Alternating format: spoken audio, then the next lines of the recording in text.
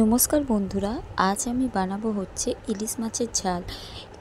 ইলিশ মাছের এই টেকনিকটা হয়তো সব থেকে সহজ, বাট কিছু জিনিস আছে যেগুলো তোমাদেরকে ফলো করতে হবে। চলো স্টার্ট করি ভিডিওটা। এখানে আমি 6 পিস ইলিশ মাছ নিয়ে নিয়েছি।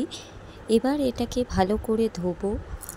দেখো, এখানে আমি ভালো করে জল দিয়ে ধুয়ে আঁশগুলো ছাড়িয়ে নিয়েছি মাছগুলো। এবার আমি দিয়ে নিচ্ছি হলুদ। আসলে হলুদটা এখানে কম হয়ে গেছিলো, তাই আমি আরও 1 চামচ দিয়ে দিয়েছি। এবার দিয়ে দেবো পরিমাণ মতো নুন। নুনটা তোমরা একটু বুঝিয়ে দেবে, কারণ নুনটা পরে তাহলে বেশি হয়ে যাবে। এবার ওপর দিয়ে দিচ্ছি সর্ষের তেল। তো এখানে আমি বাটার জন্য নিয়ে নিয়েছি হচ্ছে সর্ষে আর পোস্ত, আর অল্প একটু নুন দিয়েছি, কারণ নুনটা দিলে হচ্ছে সর্ষেটা দিতে হবে না, তাই জন্যই নুনটা।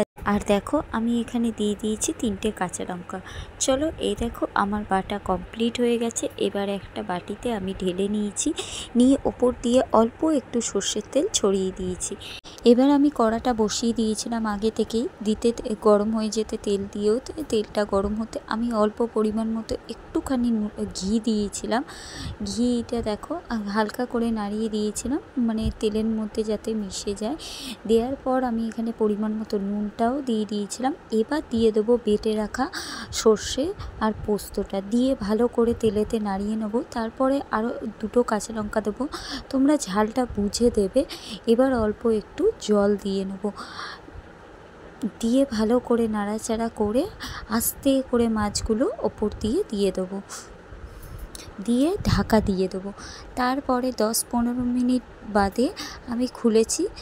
দেখো, রেডি হয়ে গেছে আমাদের ইলিশ মাছের ঝাল। তোমরাও বাড়িতে এইভাবে ট্রাই করতে পারো, খুব সহজ পদ্ধতিতে, আর খেতে অসাধারণ লাগবে তোমাদেরকে। আর ভিডিওটা ভালো লাগলে লাইক, কমেন্ট, শেয়ার, চ্যানেলটা সাবস্ক্রাইব করে দিও। তো আজকের মতো টাটা।